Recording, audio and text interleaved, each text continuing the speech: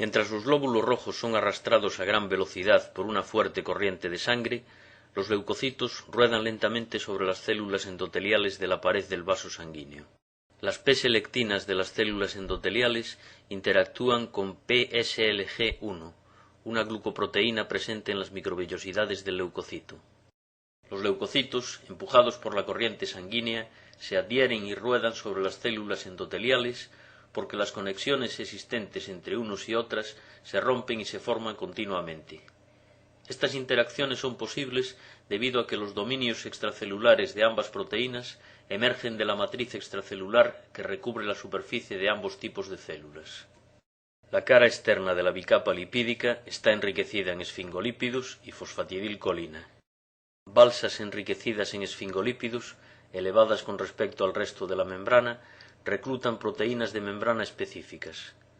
La rigidez de estas balsas es debida al estrecho empaquetamiento de moléculas de colesterol con las cadenas hidrocarbonadas de los esfingolípidos. Fuera de las balsas, las cadenas hidrocarbonadas insaturadas y la baja concentración de colesterol resultan en una mayor fluidez. Allí donde hay una inflamación, las quemoquinas secretadas, unidas al proteoglicano heparán sulfato de la matriz extracelular endotelial, son presentados a receptores transmembrana 7 de los leucocitos.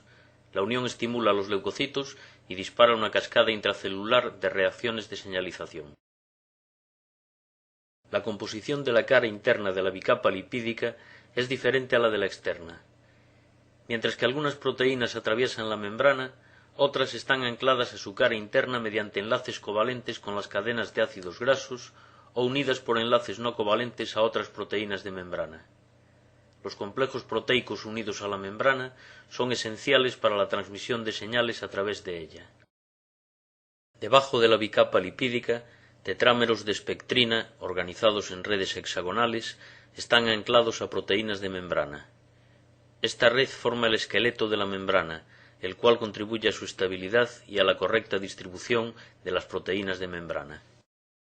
El citoesqueleto está constituido por redes de proteínas filamentosas, que son responsables de la organización espacial de los componentes del citoplasma. En el interior de las microvellosidades, filamentos de actina se disponen en haces paralelos estabilizados por proteínas de interconexión. A mayor profundidad en el citosol, la red de actina adquiere una estructura de gel, estabilizada por diversas proteínas que se unen a la actina. Los filamentos interconectados por complejos proteicos crecen alejándose de la membrana por adición de monómeros de actina a los extremos en crecimiento. La red de actina es una estructura muy dinámica, con una continua y direccional polimerización y desensamblado. Proteínas de cizalla inducen cortes en los filamentos, originando fragmentos cortos que se despolimerizan rápidamente o dan lugar a nuevos filamentos. El citoesqueleto incluye una red de microtúbulos creados por la asociación lateral de protofilamentos, formados por la polimerización de dímeros de tubulina. Mientras que los extremos en crecimiento de algunos microtúbulos se extienden hacia la membrana plasmática, otras proteínas estabilizan la estructura curvilínea de los protofilamentos de otros microtúbulos, dando lugar a su rápida despolimerización por el mismo extremo. Los microtúbulos proporcionan caminos por los que vesículas membranosas se desplazan desde la membrana plasmática o hacia ella. El movimiento direccional de estas vesículas de carga es debido a una familia de proteínas motrices, las quinesinas, que enlazan las vesículas y los microtúbulos. Orgánulos membranosos como las mitocondrias están firmemente atrapados por el citoesqueleto. Las mitocondrias cambian continuamente de forma y su orientación está parcialmente determinada por su interacción con los microtúbulos.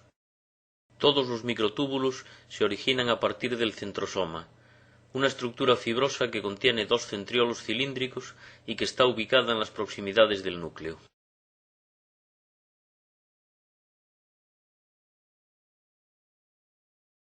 Los poros de la envoltura nuclear permiten el paso de moléculas como el mRNA y proteínas hacia el citosol.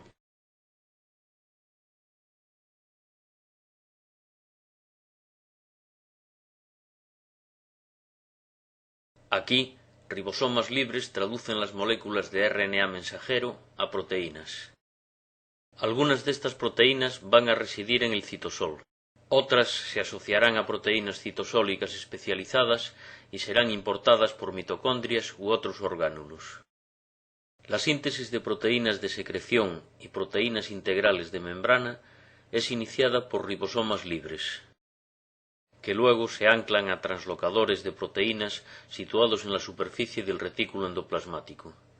Estas proteínas pasan a través de un poro acuoso en el translocador. Las proteínas de secreción se acumulan en la luz del retículo endoplasmático, mientras que las proteínas integrales de membrana quedan incrustadas en la membrana de este orgánulo. Las proteínas son transportadas desde el retículo endoplasmático al aparato de Golgi mediante vesículas que se desplazan a lo largo de los microtúbulos.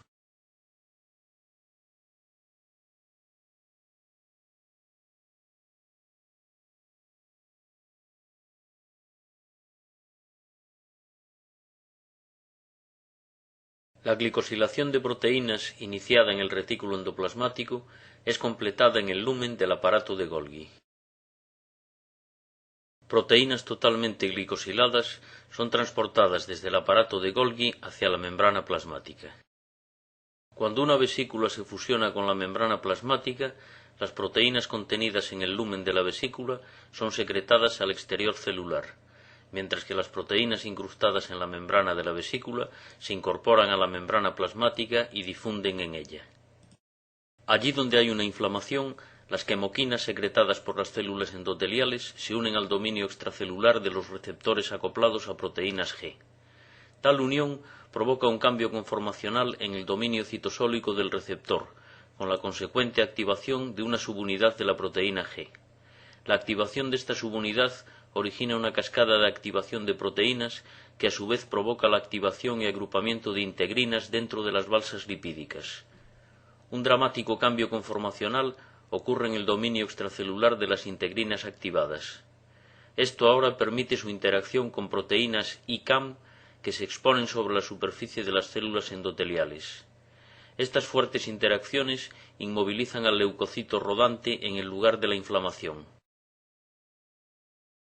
Eventos adicionales de señalización causan una profunda reorganización del citoesqueleto, lo que resulta en el aplastamiento de uno de los bordes del leucocito. El borde frontal del leucocito se inserta entre las células endoteliales y el leucocito migra a través de la pared del vaso hacia el tejido inflamado. Rodamiento, activación, adhesión y migración endotelial son los 4 pasos de un proceso llamado extravasación de leucocitos.